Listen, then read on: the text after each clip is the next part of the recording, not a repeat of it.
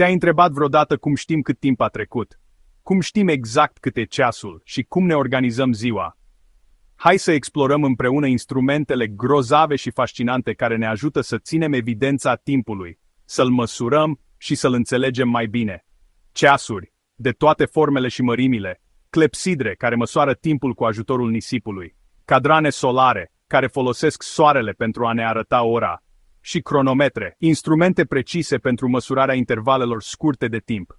Folosim unități diferite pentru a măsura timpul, de la cele mai mici, cum ar fi ore, zile, care se succed una după alta, săptămâni, luni și ani, care ne ajută să ne planificăm activitățile.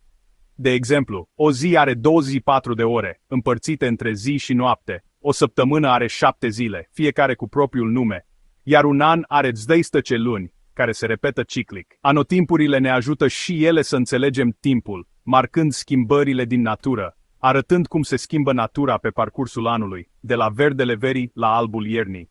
Așa că, data viitoare când te uiți la ceas sau la calendar, amintește-ți, există o întreagă lume fascinantă în spatele secundelor care ticăie și a zilelor care trec.